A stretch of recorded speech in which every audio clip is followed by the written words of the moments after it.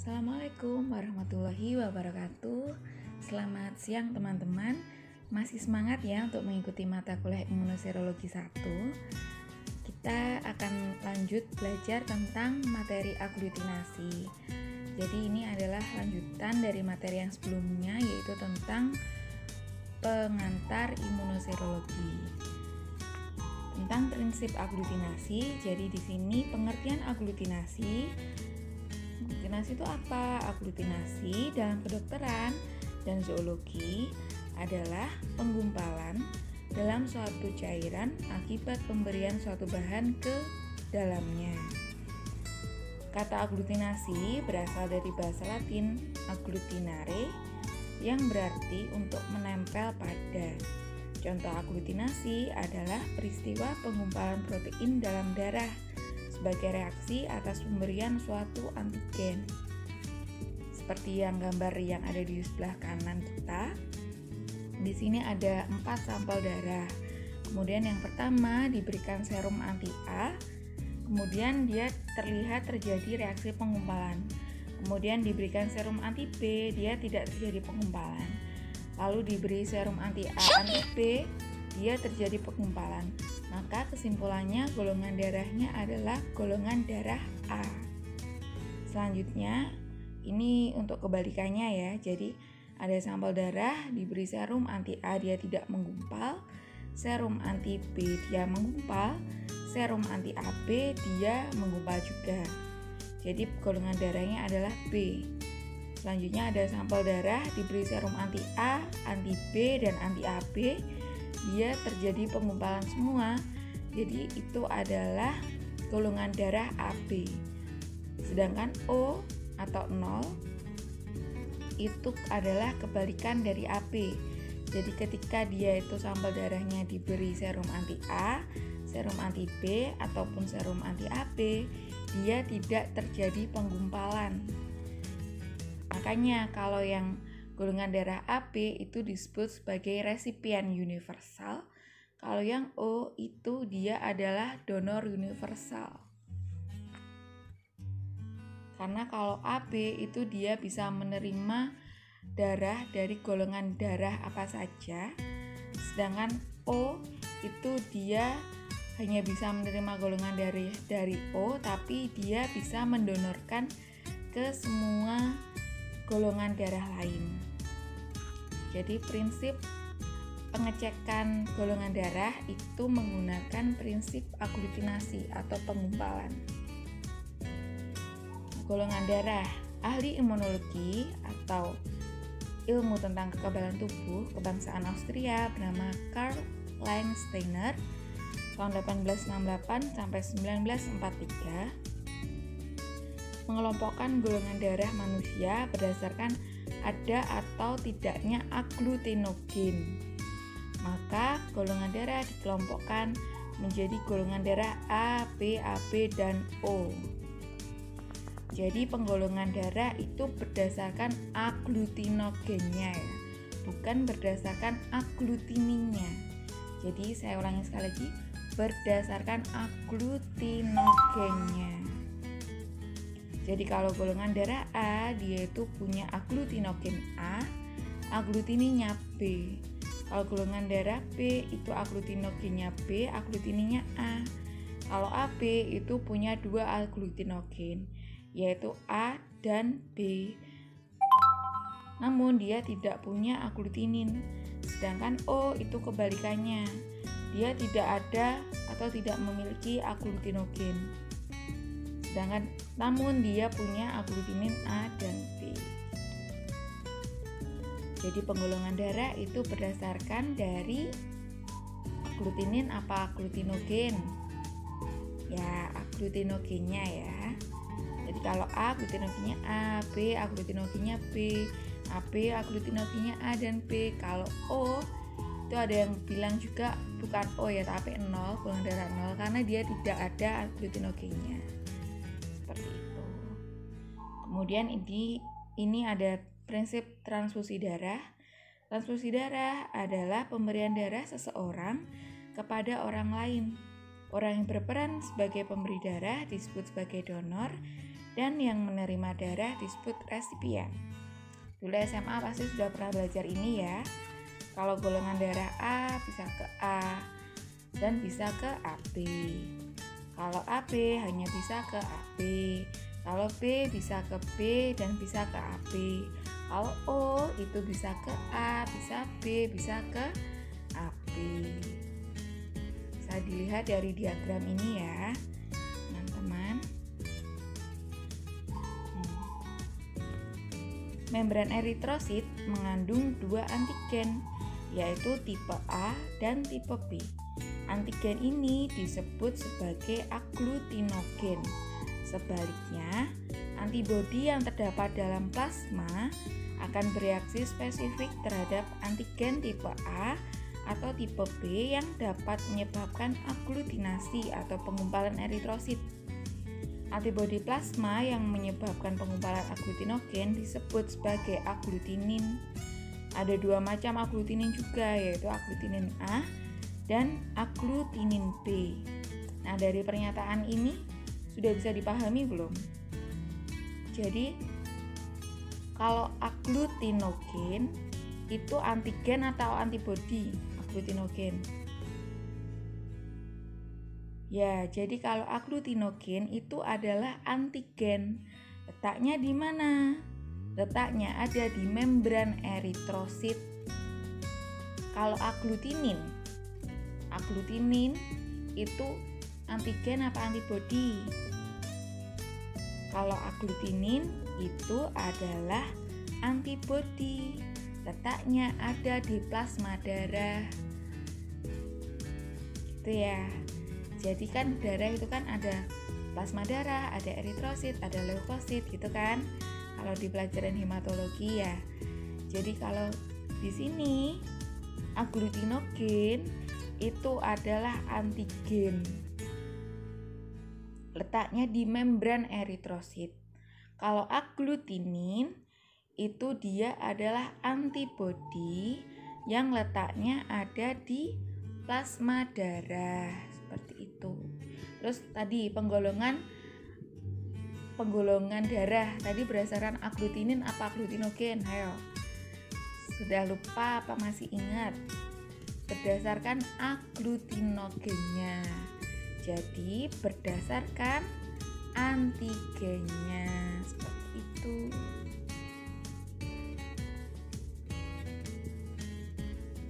Jadi di sini sama-sama ada 2 tipe ya, A dan B.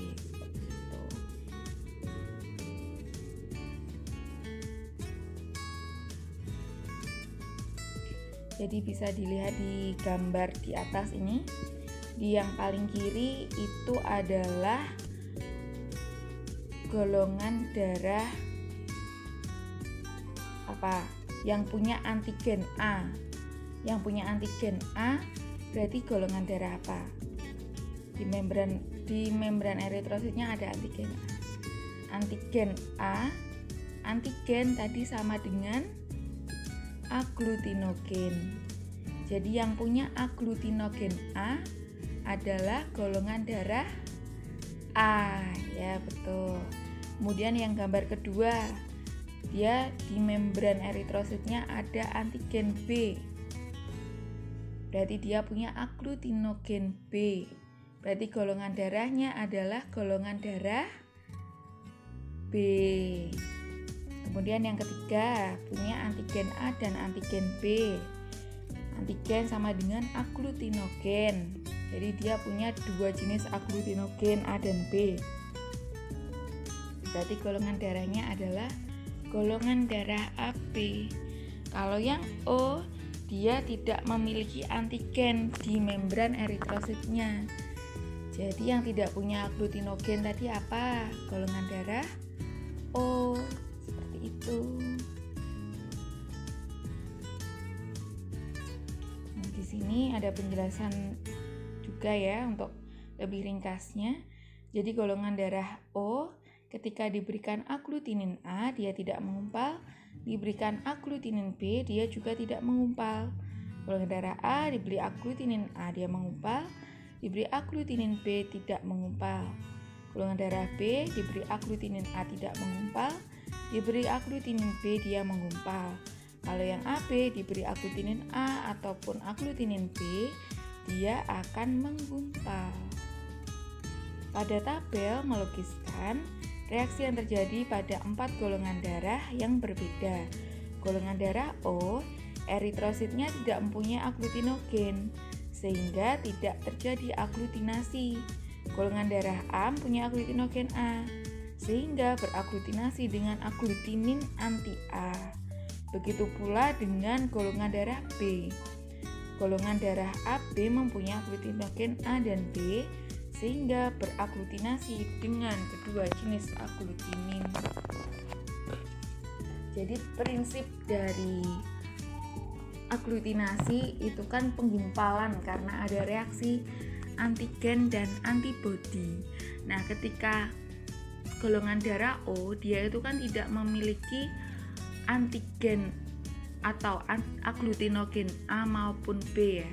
Jadi karena dia tidak memiliki antigen A atau B, ketika dia diberikan antibodi atau aglutinin A atau B, maka dia tidak menggumpal. Karena kan temannya berikatan nggak ada, jadi kan nggak bisa melakukan penggumpalan. Beda dengan AB. Kalau golongan darah AB, dia itu pada membran eritrositnya dia sudah punya antigen AB atau aglutinogen AB.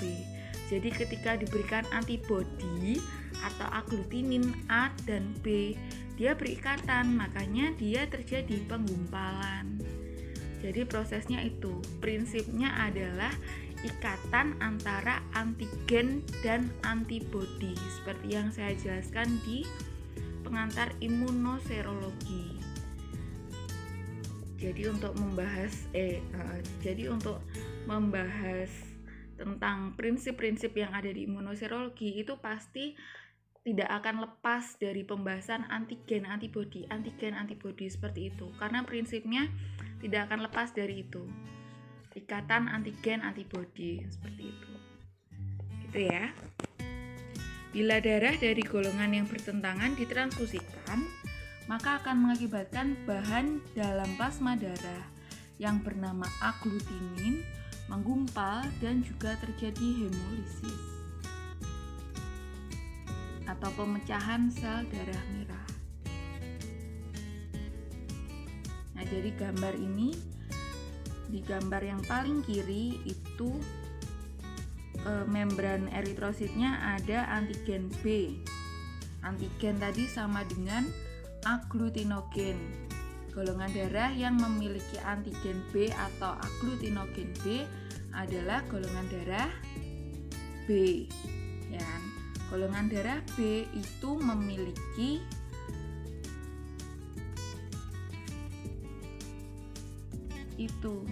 di plasmanya memiliki apa? Memiliki aglutinin A. Nah, ketika dia diberi antibodi atau aglutinin anti B, dia akan terjadi pengikatan. Jadi yang di plasma itu akan mengikat antigen B yang ada di membran eritrositnya. Sehingga berikatan akhirnya terjadilah hemolisis. Jadi di sini itu ceritanya golongan darah B yang memiliki antigen B atau aglutinogen B menerima golongan darah A. Golongan darah A itu kan memiliki antibodi anti B atau aglutinin B. Jadinya yang terjadi di dalam tubuhnya itu nanti akan berikatan antara antigen dari golongan darah B dan antibodi dari golongan darah A. Seperti itu. Jadi nanti akhirnya sel darah merahnya itu pecah-pecah atau hemolisis. Jadi itu bahaya ya. Makanya kalau transfusi darah itu kan harus dicek dulu. Kadang pengecekan pun juga tidak hanya sebatas pengecekan sama golongan darahnya aja, tapi ada pengecekan resus, ada pengecekan HB dan lain sebagainya. Jadi tidak sebatas pengecekan ini golongan darahnya sama-sama A, transfusi berarti nggak apa-apa. Itu nggak mesti gitu. Jadi sebenarnya prosesnya transfusi darah pun itu juga banyak yang dicek. Dan ini salah satunya ya. Salah satu yang mendasar itu adalah pengecekan golongan darah. Paling nggak nanti kalau golongan darahnya sama kan berarti bisa lanjut untuk pengecekan yang selanjutnya, apakah HB-nya itu memenuhi, apakah orang itu sehat atau tidak, apakah dia mengkonsumsi obat atau tidak, seperti itu. Jadi yang utama adalah diketahui dulu golongan darahnya. Kalau minimal golongan darahnya sama itu ya aman lah, tidak akan terjadi hemolisis atau pemecahan sel darah merah.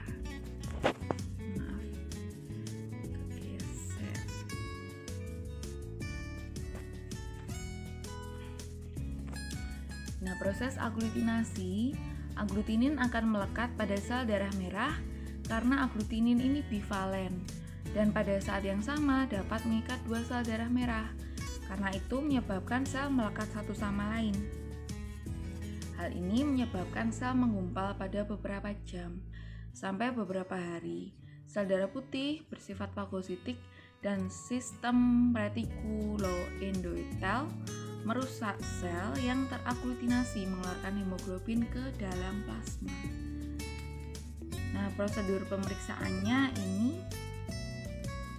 menggunakan 2 tabung ya, 1 tetes suspensi sel donor 2-5%, 1 tetes suspensi resipien 2-5%, kemudian diberikan 2 tetes serum resipien dan 2 tetes serum donor, kemudian dicampur dengan baik, disentrifuge dengan kecepatan 3400 rpm selama 15 detik, kemudian dibaca hasilnya secara makroskopis.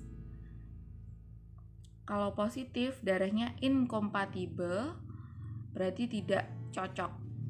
Kemudian kalau hasilnya negatif, itu bisa lanjut ke fase yang kedua.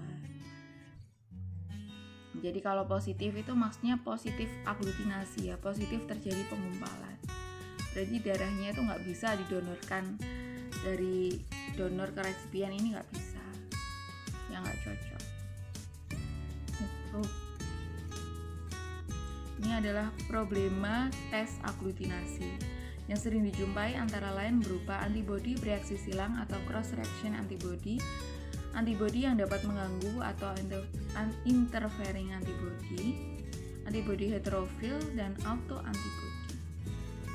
Standarisasi tes aglutinasi meliputi konsentrasi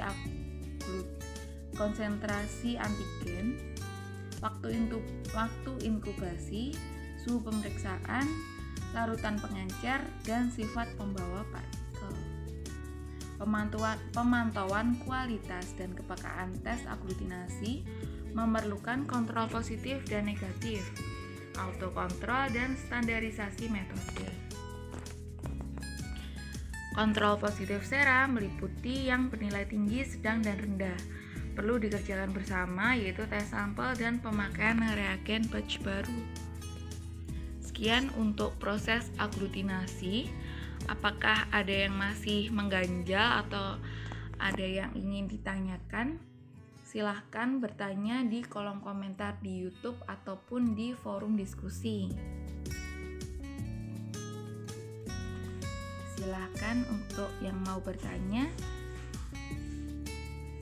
Saya persilahkan selebar-lebarnya, sejelas-jelasnya. Barangkali penjelasan saya terlalu cepat atau masih ada yang bingung, apalagi yang tentang tadi ya, glutinogen, aglutinin.